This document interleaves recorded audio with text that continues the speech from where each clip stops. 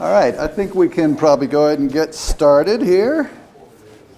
So this is the AVID panel, AVID Educators panel, and we're going to be hearing from our distinguished educators here about their experiences implementing Pro Tools and Media Composer into their classrooms. Why don't we start with just some introductions? I'll let each of you just sort of give a quick spiel on yourselves. I think most of you have already heard and know who I am, Andy Cook with AVID. I head up our education strategy, and a big part of that strategy is establishing partnerships with schools. So the main program we're going to be talking about today is our AVID Learning Partner Program. That's a curriculum and certification-based program, but also includes, economic benefits for partnering with AVID. It's a very low-cost way to get in and get started teaching Pro Tools and Media Composer. And we'll talk probably more about that toward the end. I want to save that. I want to make sure that we have enough time to have discussion with each of the panelists, and then I can expand more on the ALP program if we have time at the end. So Christy, why don't you start off with introductions? Hello, my name is Christy Kubatas. Am I supposed to speak in this little? Okay, all right. I think I'm on a PA system. I'm with Miracosta College up in Oceanside and Cardiff and North Oceanside. And I've been there for about 20 years, and I've been teaching Pro Tools since 1995. Excellent. Bob? And I'm Bob Bruning at the Academy of Music and Performing Arts at Hamilton High School in Los Angeles. Pro Tools AVID Learning Partner certified last spring, and I've been teaching Pro Tools since version 7. What year was that? Well, I know 5 was 2000, so okay. 7 I would say, I don't know, 2003? Yeah, it's been a little while, but my kids are headed for certification of their own by springtime. Excellent. And Sarah? My name is Sarah Hills. I teach video production at Claremont High. We're ALP, AVID Media Composer. And it's my 3rd year teaching AVID, or Media Composer. Good morning. My name is Mario Gonzalez. I am a professor at San Diego State University. I'm in charge of the recording technology and sound design degree at San Diego State University. I'm also a full-time tenure-track professor at Fullerton College, which is a community college. And so I kind of am involved on both sides of the education spectrum with the community college and four-year university. We're a very new program at San Diego State University, and I just recently implemented the ALP component into our program, and it's been quite the experience. But I've been a Pro Tools user since version 6. I've been certified for several years now, and it's excited to talk to you guys about what it's like to implement the ALP program, which is a wonderful program, into your program. So looking forward to it. So before we go any further, why don't we just do a show of hands? How many in here are users of Pro Tools? Or okay, how about Media Composer? Okay, so relatively few. How many are interested in implementing that in the classroom? I assume that's why you're here. So okay, great. Good to see a lot of opportunity here. Excellent. So let's just start off getting a little background from each of you. How did you get started teaching? What got you into this gig? Gosh, that's such a big question there. I'm trying to think about how I'm going to answer that. I'm a composer. I have a master's in composition from Cal State Fullerton and 3 bachelor's degrees in the arts. One of them's in physiological psychology. And the only reason I did that was because I realized I needed to be able to figure out how to think first before I did anything. And from there went on to interdisciplinary studies at UC Irvine, and then music at UC Irvine also, and then on to the master's program. But so it was a natural for me to go teach because I had been in school for so long. And what I realized is that not all students were the same. Different acquisition skills, different personalities, and different talents. Mm-hmm. And one of the things that was great about using a computer was that students that didn't necessarily have great social skills could still excel. And they didn't have to go forward and shake hands and meet and greet and be on the phone. They just had to get the job done. And what was wonderful was that the student could have the relationship with the computer, and I could make them successful. So I'd give them tasks on the computer that they understood, and there were systematic approaches to music, and that's what got me going, was the motivation to have students do something that they could do on their own without having to interact with a bunch of people. So building their confidence. Right, building confidence, right. Great. How about you, Bob?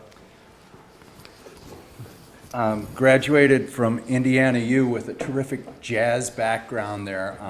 David Baker was just killer, and I'm sorry that we lost him last year. That and composition under Professor Haydn, who was claiming lineage.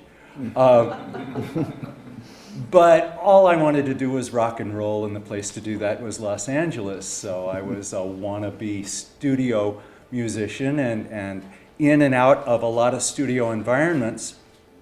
Had a family to raise, figured maybe video editing was my way to go, and I learned on Avid Media Composer. No kidding. Yeah, I learned on Avid Media Composer, found my way into the video editing business for a very short time, and then tried to enroll my daughter into the academy in her senior year. Oh. And they said, well, this is going to be tough.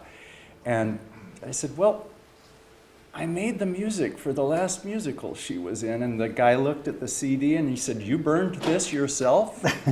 Wow. Didn't want to listen to it, but in 1998 on my $400 CD burner, I impressed him and got the job teaching in a lab that was based on 12 Atari computers and 2 Tascam reel-to-reels. Nice.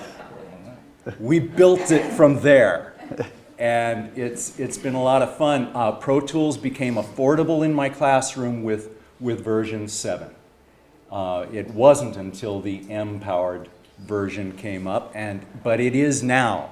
It is now, and it's always been my goal to bring my classroom into Pro Tools, and now with the Avid Learning Partners program, to bring in Media Composer along with that, because my kids have been scoring to picture for the longest time, and sometimes the picture doesn't fit the time frame, and we need editing skills.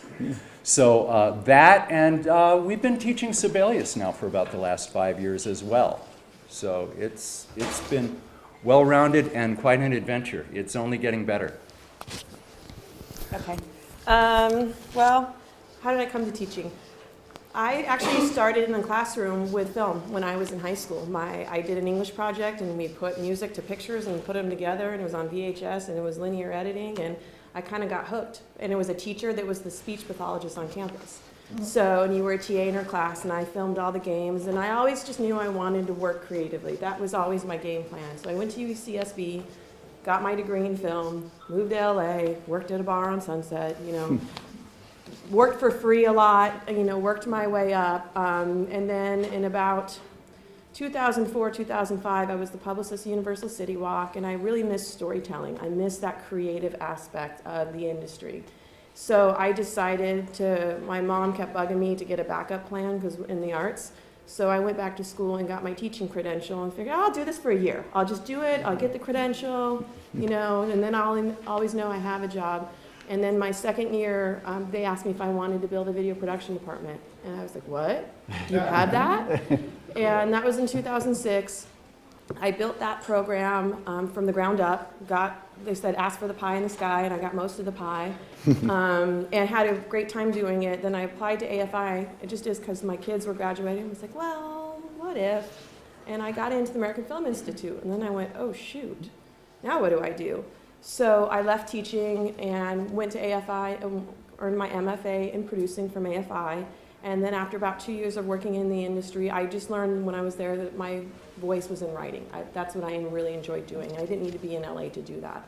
So my family's from Rancho Cucamonga. So I kind of moved back and stumbled on this job at Claremont as a video production instructor. Within 2 weeks, I was like, yes, this is where I belong, and these are my people, and was really excited about the opportunities that they were doing at the high school. And at that point is when I contacted Media Composer, or AVID, because I had been doing some consulting with another school in LA, and priced out Adobe, Final Cut, and Media Composer, because when I was teaching before, Final Cut was it. And they were giving a bunch of money to education and a bunch of training, and so that's what we cut on before. And when I talked to Don Rohr, who was outside, and I said, you know, how much? And he told me the price. I was like, you gotta be kidding me. Why aren't more schools doing this? And so he really helped us become an ALP. And what's really cool is I have 14-year-old students that are working on these powerful programs, and they're not afraid. That's what kind of took me aback. And then I would go, how did you do that? Like, you know, it's the best problem solving, and also like, okay, now what? I did the demo, I, you know, used the same software, and then they're on a different computer, because your computers are maybe 5 years old or 10 years, you know, they're all varying ages, and, you know, and trying to problem solve. But they've done some fantastic work with the tools in Media Composer, and I love it, because we're on the far east end of LA County, and this is real world application, and it doesn't get much better than that. And we've had some success with some of our student films, and they've been recognized on a national level. So for us, it's just, but it's all about the stories. And my golden rule with them is, don't get me fired. Whatever you do, I like my job, so please don't jump off the building, because they get big with their stunts and their ideas, and you're trying to rein them back in. But at the end of the day, it's about their stories and their creativity. And it doesn't matter, I think, if you go into film, these are 21st century skills. You know, going to somebody and saying, hey, can you sign this location agreement? Or, you know, we've entered film contest and doing releases and music, and they get on me about music and images and Miss Hills, but we can take it from the internet. And I go, yeah, but I can take your phone from your pocket too. Does that mean that it's mine? So, you know, all these things, and there's a lot of gray area in it too. So there are all these things that, again, I enjoy my job. So I'm so lucky to do what I do. And then also to have the support from the AVID community as well. Mario? So let's see, I'm a San Diego native, and I went to, got my degrees from Cal Arts, California Institute of the Arts, and actually I'm a trumpet player by trade, and I got my bachelor's degree in jazz studies and my master's degree in classical studies. And that was kind of like my leeway into the music industry. Moved to LA and got really connected with the performance and recording community really quick in my academic career. And I've done tours with Christina Aguilera, Ricky Martin. I've recorded on over 165 major motion pictures as a studio musician. I've done a lot of arranging. I've done a lot of you know, the music side of it, as far as, you know, writing music and arranging. And it wasn't until several years into it that I really got interested in the production side of it and being a part of so many recording sessions. I got acclimated to that environment, and I was kind of one of those nerdy guys that, you know, after I did a recording session, I would hang out for hours and talk to the producers and the engineers and studio owners, and got really, you know, interested in what was happening, what they were doing. And it took off for me, and I kind of got into production, and I worked up quite a bit with Sheila Eves, a famous drummer. I worked with Prince, and I worked with Prince also through her. And I got to really learn the creative side of production, not from the academic side. I got to learn it from, like, this is how it's done, and I kind of started getting a lot of knowledge, and I really decided to dive in and, like, you know, how do I get employed in this aspect? Because I knew what it meant to get employed as a musician, because I had that down, and I've been doing that for such a long time.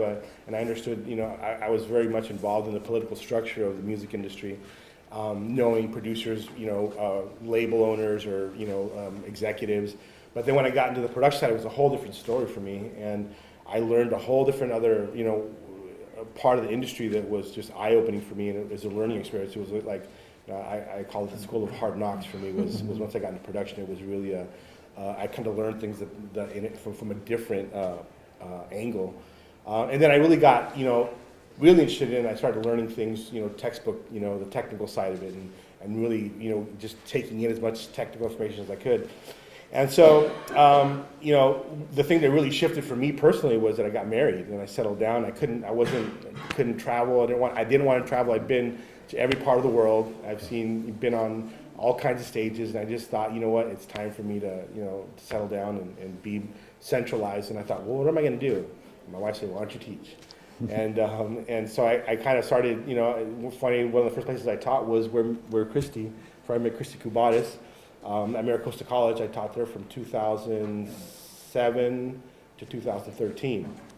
And that was kind of my introduction to academia. And then later on found myself, talking to people at San Diego State, and then I got hired there. And they'd just written their the degree there, and that's why they contacted me, because they wanted to get feedback on what their degree looked like, and what it meant, and what kind of skill set they wanted to see in it, and what kind of courses, and we went into the whole curriculum aspect of it, and I helped them kind of tweak it and get it once it got settled into the degree there is embedded in the music program. So there's a lot of different things we had to really look at, because it's really difficult to have a tech program embedded in a traditional music program. It's very difficult because you're fighting a lot of tradition, because they look at us and here come the tech guys, and all they do is want money. But it's been a great experience. I've been there at San Diego State. I've been able to bridge the gap between the music people and the tech people, which is all everybody here would know that's a very difficult thing to do, and it's been great. And also recently got a full-time tenure track position up at Fullerton College, and that's a very well-established tech program. So I'm kind of I was put in there, and I was telling Andy that when I got there, one of the directors of that program said, "Here's all the ALP stuff. You take care of it."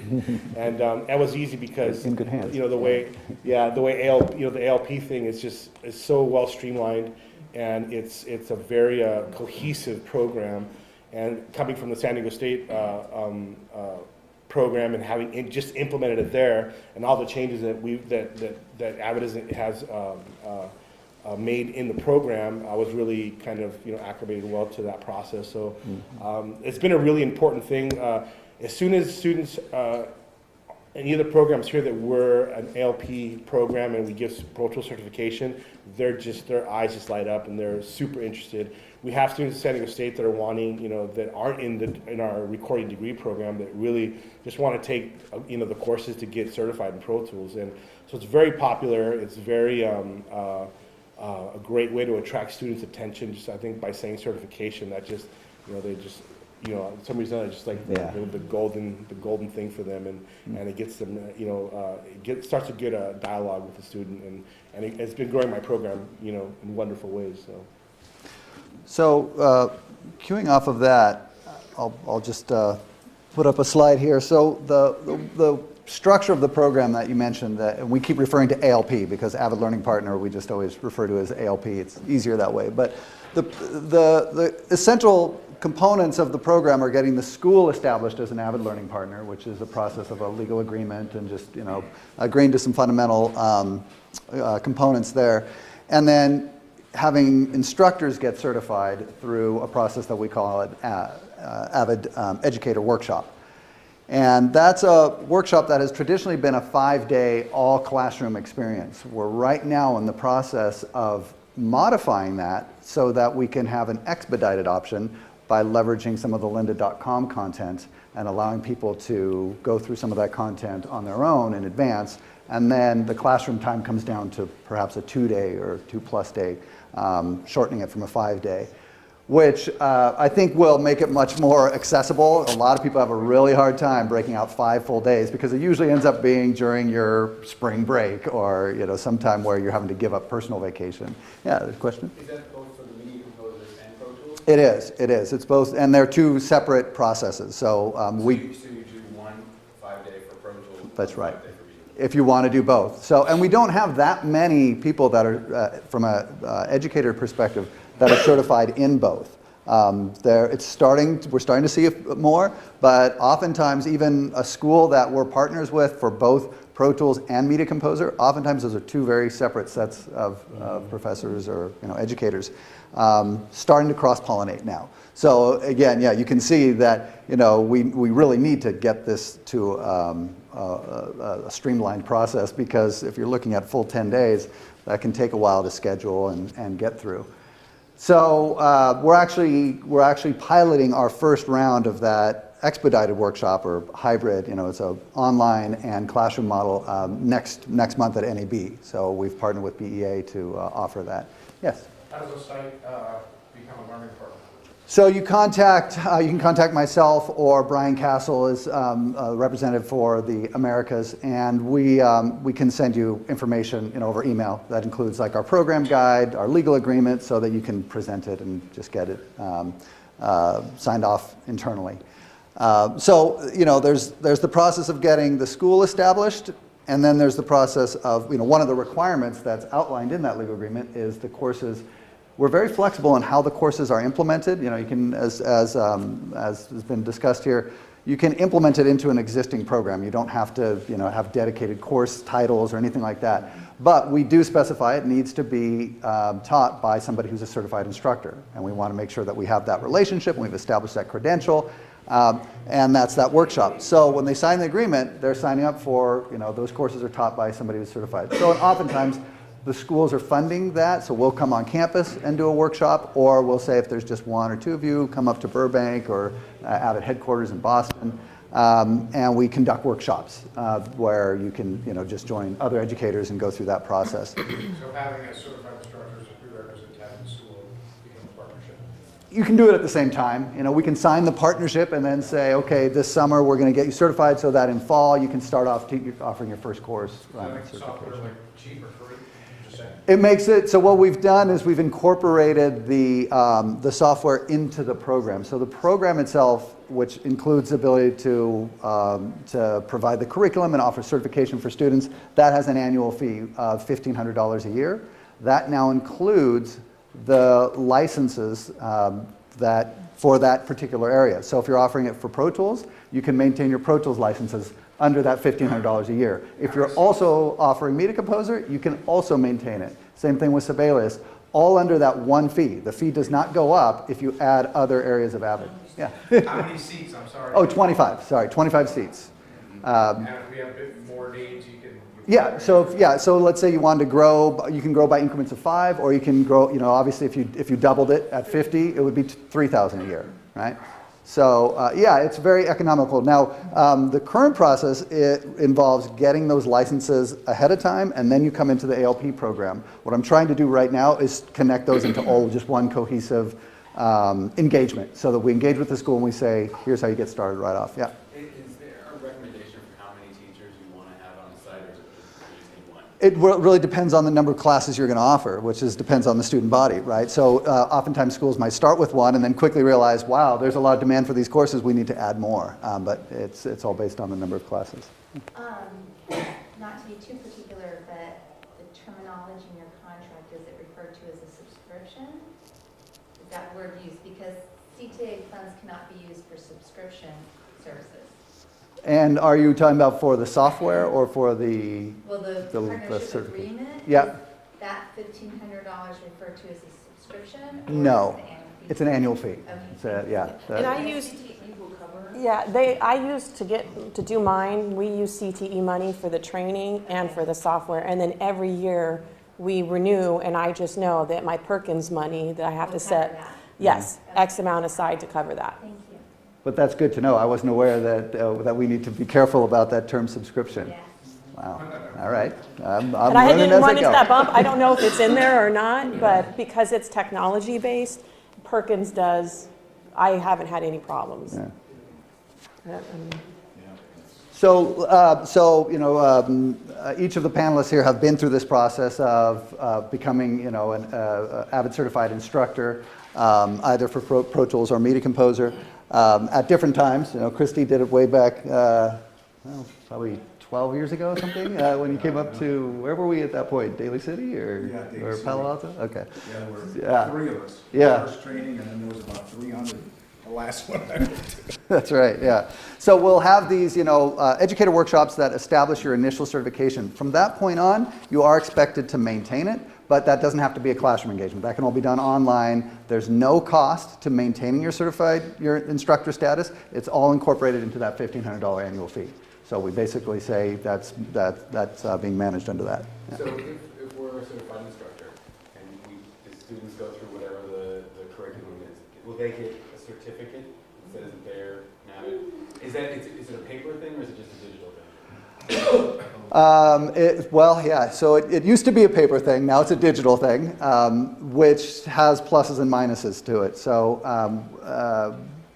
the plus of it is it used to be a paper thing and then you had no way of accessing it again. So if you lost that paper, if it got water spilled or beer or whatever, then you had to try and get get a copy of it back. So the good part is now it's all electronic. So what happens is you're having your students go through your courses, and as they cover the content of the first book in the series, so say 101, there's an exam that you can administer that tests them on that content.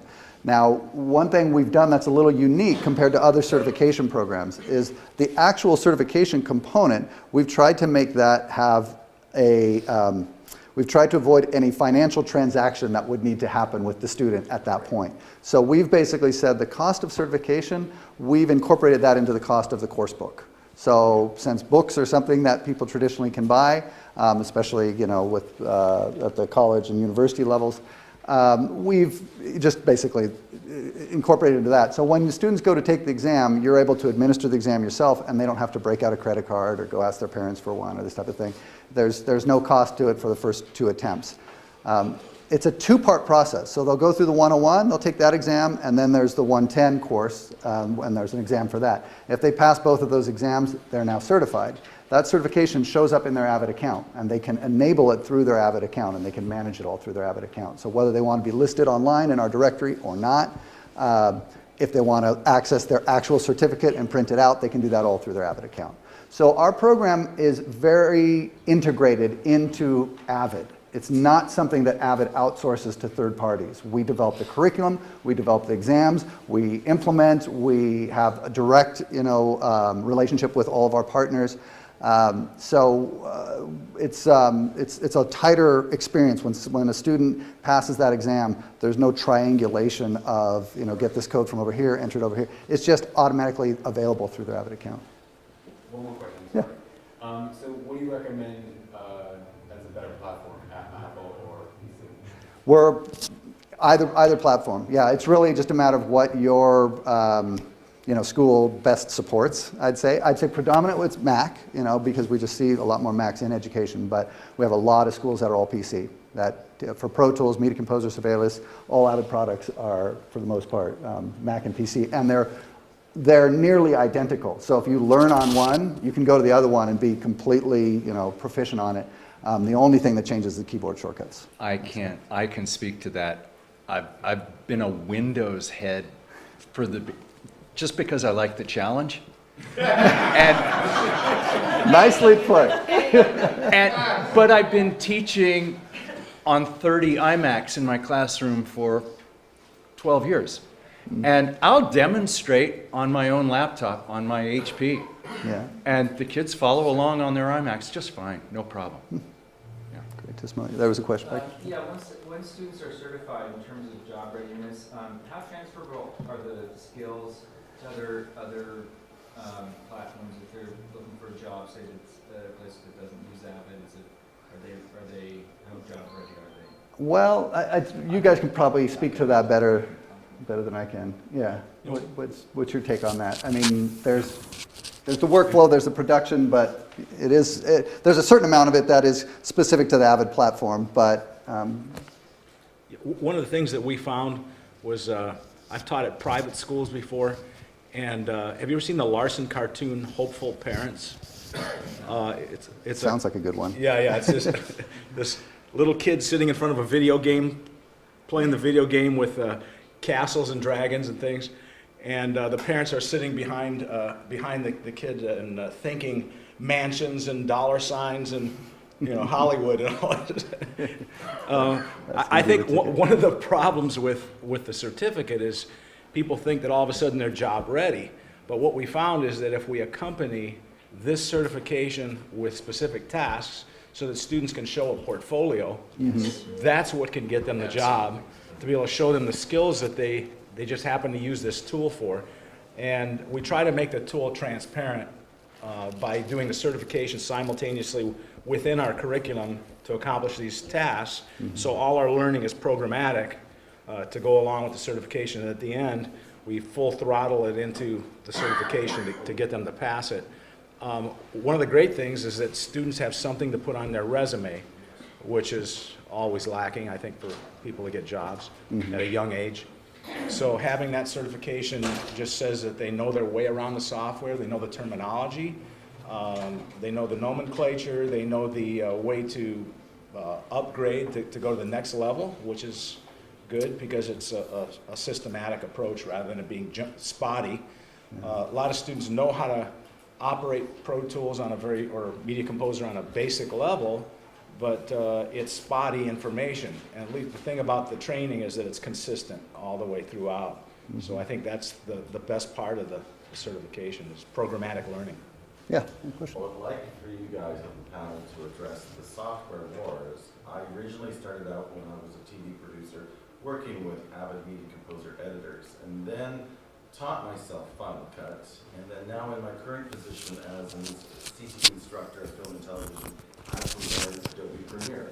So I've had all three of them thrown at me. Yeah. I also, when I worked at ABC, at the ABC Television Network in Hollywood, they are a complete Final Cut house. Everything that they do there for on-air promotions is done in Final Cut. They used to do Avid, and then they abandoned Avid. I also have a friend who I graduated with when I was getting my undergraduate degree in film and television. He now works for Avid and keeps telling me, please, Ron, go to Avid. So Right. address the issues of why you selected Avid over Final Cut and over Adobe Premiere. Okay, I'll start. Okay, so like I said, my experience was at AFI, and I've worked in television and other things too. And to me, it just made sense. And I mean, I don't mean to say this, just Annie, close your ears. At the end of the day, you're teaching them how to edit. You're teaching them the craft of editing. And what is cool about, I think, Avid versus Adobe versus other things, it's still the industry standard. And that to me is important. And being that we're so close to Hollywood, that's what I want the kids to know. Now, Adobe is out there. And they're using Photoshop and all the different Adobe suites, and that kind of plays with Avid too. You can use that with Media Composer on that end. But the thing that kind of stood out to me was the CTE portion of it too, and the career readiness and the support that I've received, and also the fact that it is the industry standard. And Avid is a company, their president and CEO is a former educator. So all this stuff is kind of happening along with all of that. So for me, it was kind of a no-brainer. I taught Final Cut, but then Final Cut 6, and then I think it went to 7, or then it went to 10, and then it just kind of got watered down. Now Adobe is out there and people are using it, but at the end of the day, the eye-line match and the match on action and how to ingest material and how to label your files and how to do all that stuff, that's skills that will transfer no matter what platform you're on. And with Avid, what is cool about it is you get these it satisfies that CTE certification in addition to all the wonderful things that it's doing for your program and elevating it. So to me, it was just, and it was cheaper. It was a cheaper option. So it was kind of like, well. And the visuals are integrated with the audio. Yeah. That's the other part of it, is that you've got these separate pieces of software that then can integrate together into both halves. That's the other part of it that was attractive for us.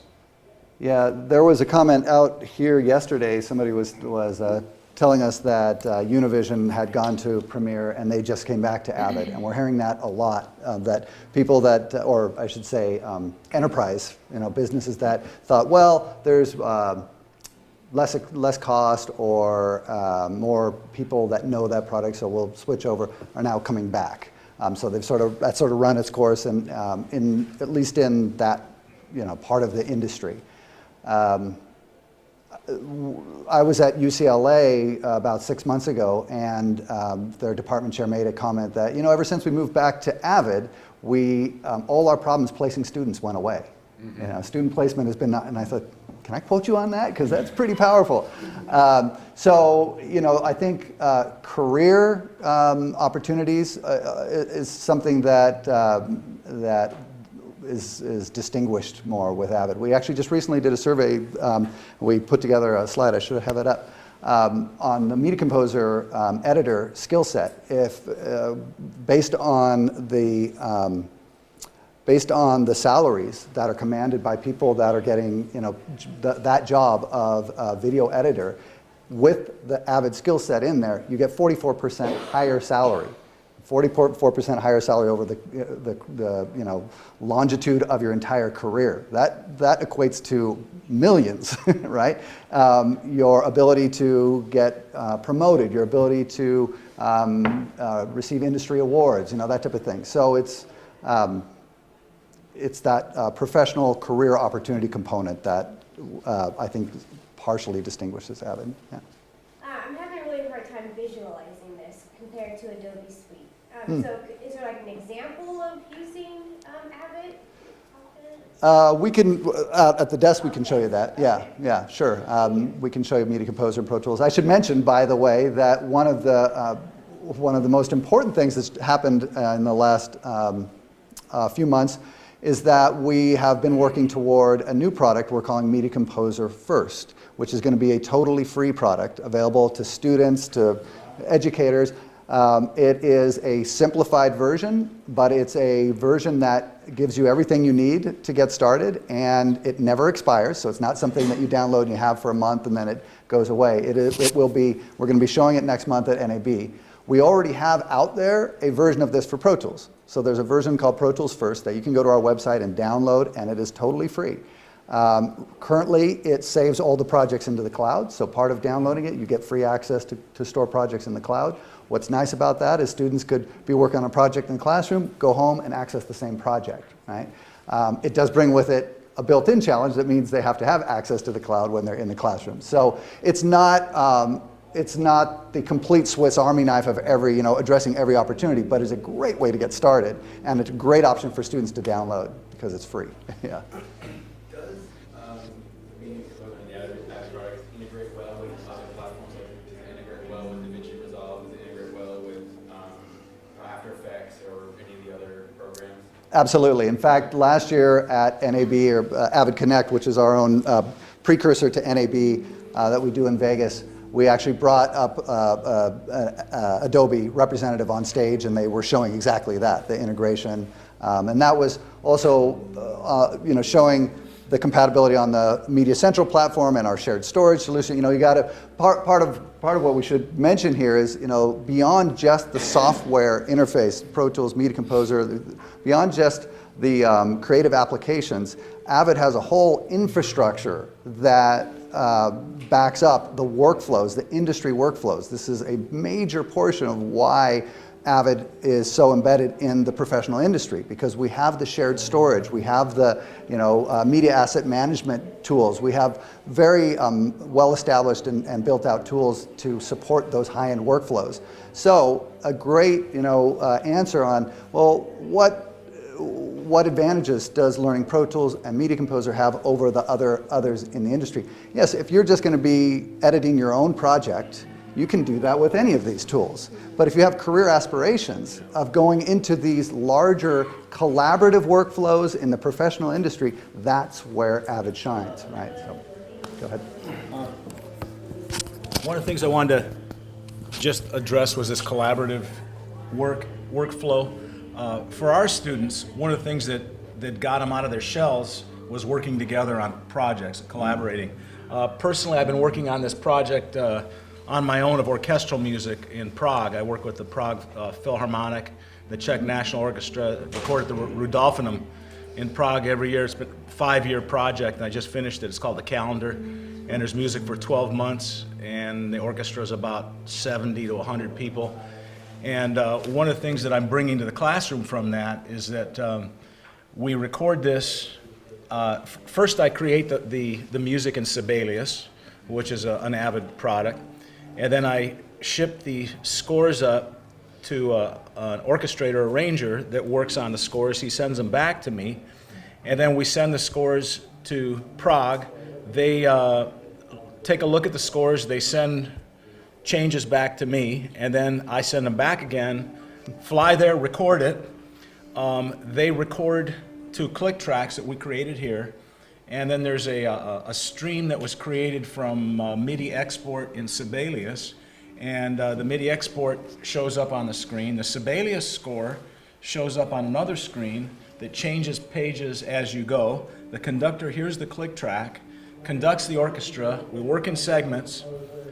When I bring the file back, all the MIDI stuff that we're not recording, like the percussion, we don't want to record that live because a triangle can ruin a whole recording.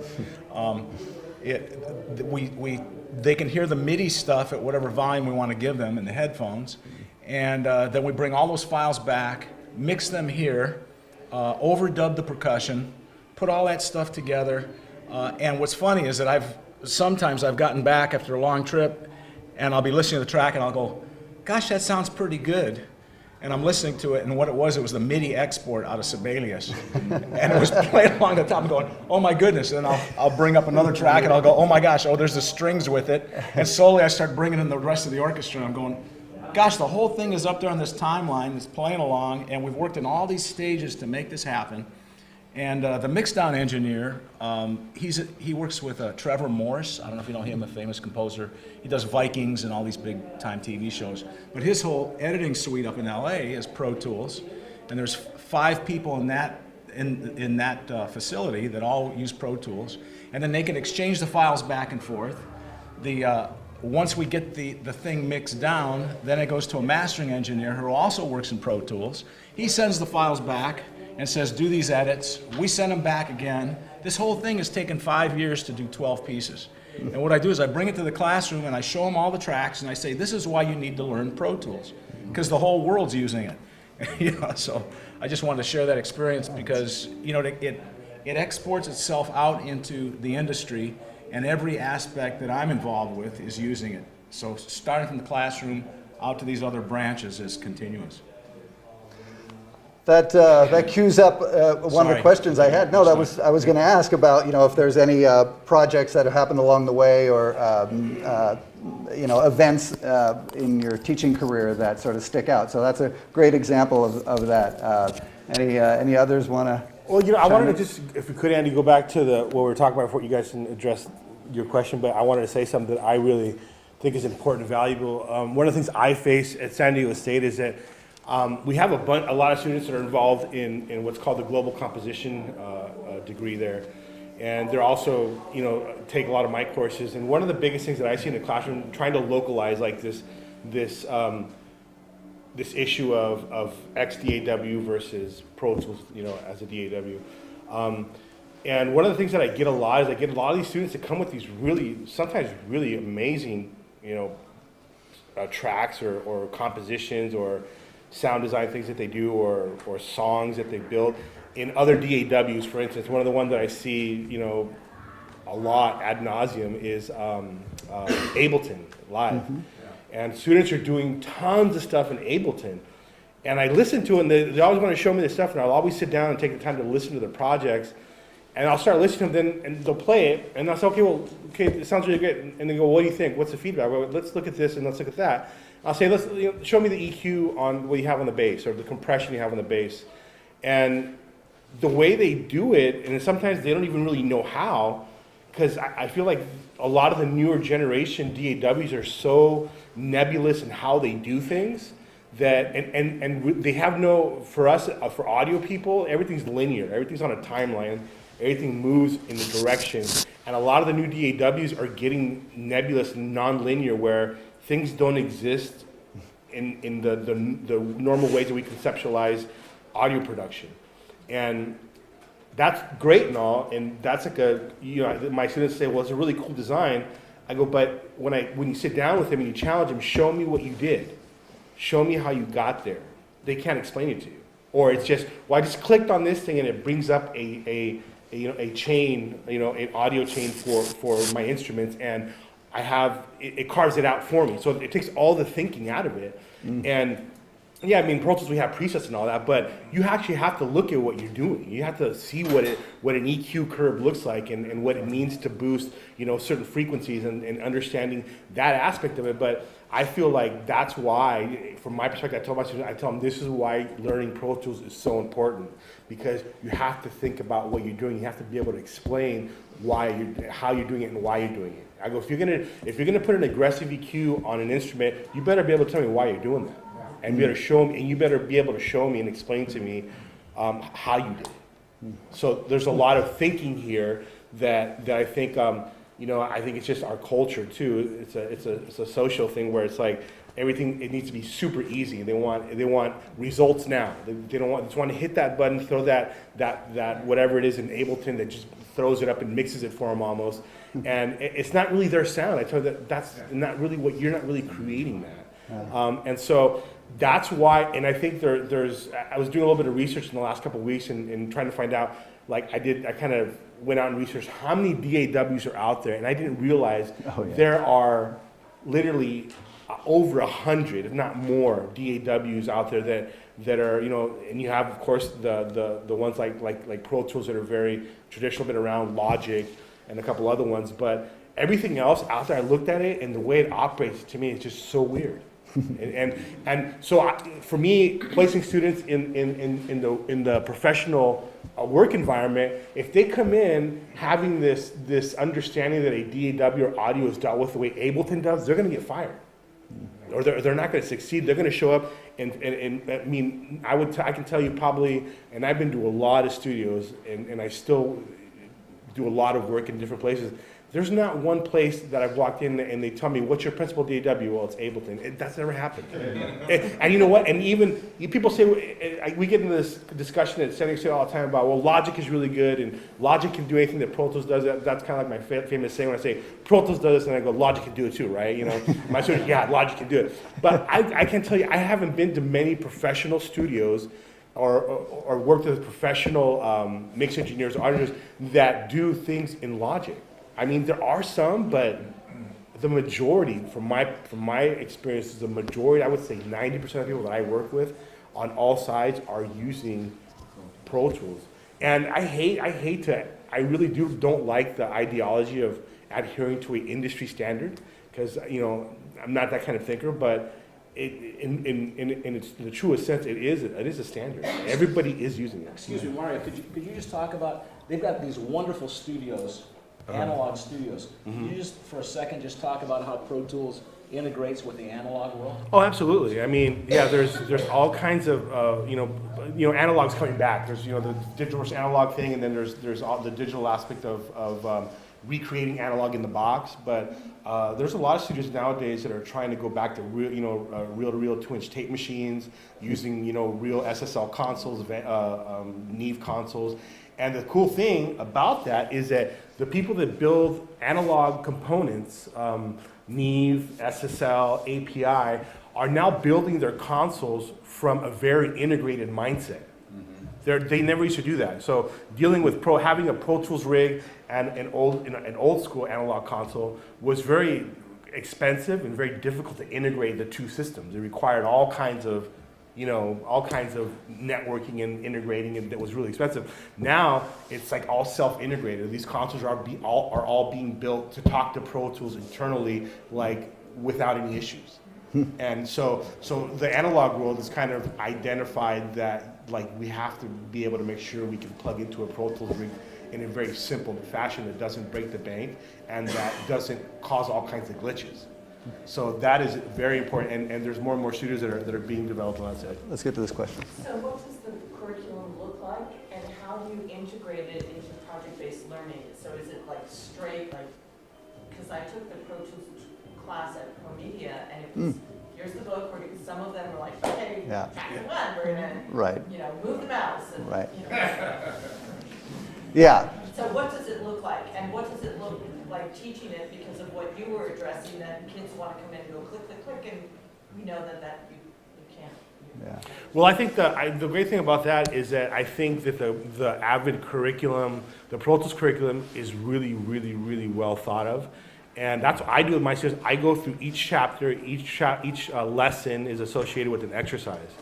And that's how I run the program. It's like we go through the chapter, you do the exercise, and then through that, I have my own projects that I integrate. So it's very much project-based. A lot of it, there is the way the students kind of conceptualize. I do have to spend time with them in kind of understanding their thought process, almost on an individual basis.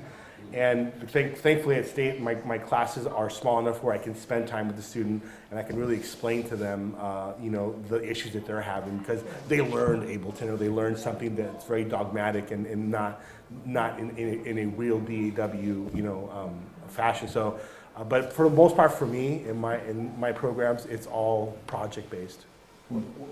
What I was going to just say to that, what I did was I went through the Pro Tools manuals. And I said, okay, what do they need to know before they get to this point in the manual? I mean, they need to know how to operate a computer. They need file management skills. They need the quick keys. So I give them all these exercises beforehand that are programmed at the same increments that the Pro Tools curriculum is. So I'll give all that beforehand.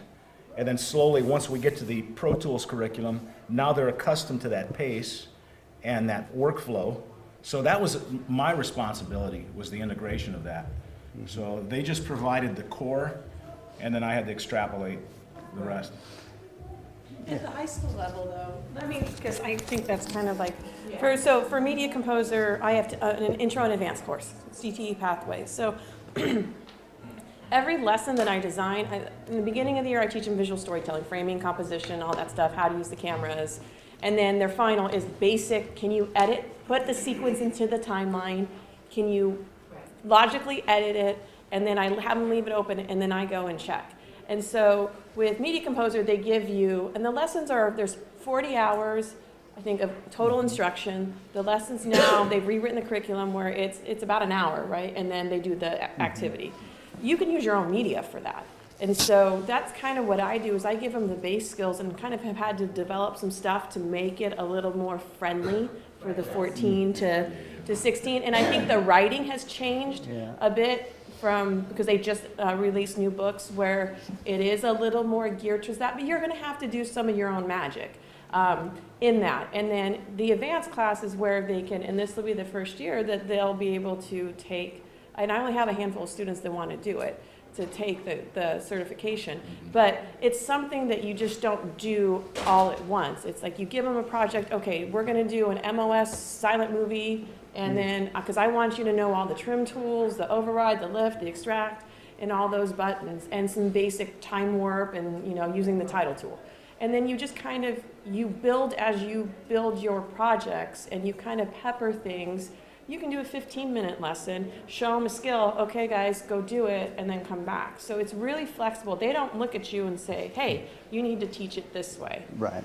And there's 2 books. So the first book is good for an intro class. The second book is good probably for an advanced class for kids that have already built some skills and had some practice. Mm-hmm. So just to clarify that, so it's your second year students that are doing certification? Yeah. Okay, and so you consider the second year books as consumables because they need a unique book in order to receive the certification? So the way that you do it is you say, okay, it's like an AP test. You have the kids, you can have the kids buy the book. And not all the kids are going to do it, and we kind of share resources. So, because I'm still teaching the class the skills. Well, you choose whether to take the test or not. It's kind of like an AP exam. They have a choice of taking the test, and the books are about $110. So that's something really second year. First year, I kind of use the book and kind of mold the kids, but not everyone's going to want the editing certificate. So, but the ones that do, it's there for them because you're building all those skills. And by the way, the 110, that's for both of the books together. Yes. They're not 110 each. Yeah. Another question about? Yes, I share the same experience that this gentleman had, is that I started, I hate to date myself, about 20 years ago editing on Avid, and then I went to Final Cut, now Premiere Pro, and I did the same thing where I was actually teaching on Premiere Pro, and then I ran my own business, and I would go home and Final Cut, so sometimes I was going between platforms. Wow. My only question I have is based on my needs for mine right now is that we put together morning announcements. I have a graphic design course that's in my pathway, so the district pays for the Adobe Creative Suite. So my only thing would be that what would be, again, maybe I'm looking to possibly sell me on the fact is, what would be my selling point for offering to pay the additional $1,500 when I already have Premiere Pro in that? I don't have to pay anything additionally, it's covered by the district. The district. So what, I mean, other than what you guys already said, is there anything else you can do to sell me on the fact that why paying an additional $1,500 to get with that? It's more than that, it's training this.